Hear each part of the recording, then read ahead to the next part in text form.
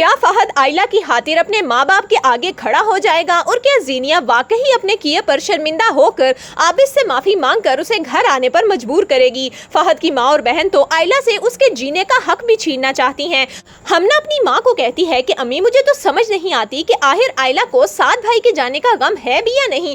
क्या वो खुश है कि हमारा जवान भाई इस दुनिया को छोड़कर चला गया। किस तरह से लिपस्टिक लगाकर वो तैयार होकर कल सबके सामने आई। मेरा तो दिल चाह रहा था कि उसके मुंह पर एक जोरदार थप्पड़ मारूं। इतने में पीछे से फहद आता है और वो हमना की ये सारी बातें सुन लेता है। वो गुस्से से हमना को कहता है कि तुम्हारी हिम्मत कैसे हुई कि तुम आयला के बारे में इस तरह की बात करो। जिस पर हमना कहती है कि जब तुम्हें उसके करतूतों का पता चलेगा तो फिर तुम्हें इस बात का एहसास होगा कि आयला को इस घर में रहने देना है या उसे धक्के देकर बाहर निकालना है। वो सात भाई की बेवा है, लेकिन वो रंग बिरंगे कपड़े पहनकर लिपस्टिक लगाकर मेहमानों के सामने आएगी तो हमारी क्या इमेज रह जाएगी।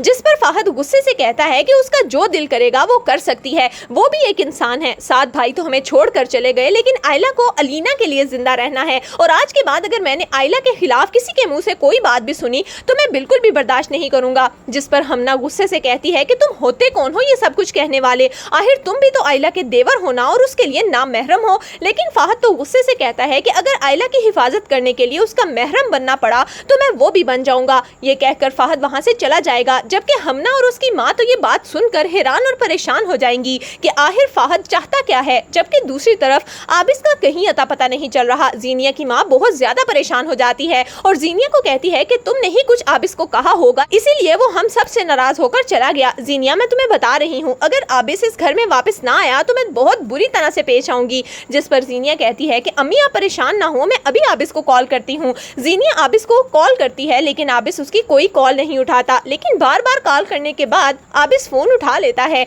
ज़ीनिया परेशानी से आबिस को कहती है कि मैंने जो कुछ भी तुम्हें कहा मुझे वो नहीं कहना चाहिए था, मुझे माफ कर दो। मैं तुमसे वादा करती हूँ कि आज के बाद मैं तुम्हें कभी कुछ नहीं कहूंगी। जिस पर आबिस कहता है कि ज़ीनिया तुम्हें मुझसे माफी मांगने की कोई जरूरत नहीं, क्योंकि तुम हमेशा ही ऐसा करती हो। मैं तो तुम्हारी जिंदगी में एक अजाब बनकर आया हूँ ना। तुम खुशी से फहद से शादी कर लो, मैं तुम्हारी जिंदगी में नहीं आऊंगा। जिस पर ज़ीनिया कहती है कि आबिस मुझे माफ कर दो, आज के बाद मैं कभी भी तुम्हारे साथ गुस्से से बात नहीं करूंगी, लेकिन प्लीज तुम घर आ जाओ, क्योंकि अगर तुम घर ना आए तो अम्मी मेरी जान ले लेंगी। जिस पर आबिस कहता है कि ठीक है, चची को बोलो कि मैं आ रहा हूँ। ज़ीनिया और उसकी माँ आयला से मिलने के लिए जब घर आते हैं तो आयला को सफेद कपड़ों में देखकर आयला की माँ का दिल टुकड़े टुकड़े हो जाता है। वो आयला को कहती है कि आयला मेरी बच्ची, तुम इस सफेद जोड़े को मत पहना करो। वो फौरन ज़ीनिया का दुपट्टा उतार कर आयला को देती है और कहती है कि तुम हमेशा ऐसा ही रहा करो, तुम्हें कसम है कि तुम इस दुपट्टे को नहीं उतारोगी। लेकिन आयला फौरन वो दुपट्टा उतारती है और कहती है कि अम्मी आप क्या कर रही हैं, मैं साथ की बेवा हूँ और मेरे लिए बनाओ सिंगार गुनाह है।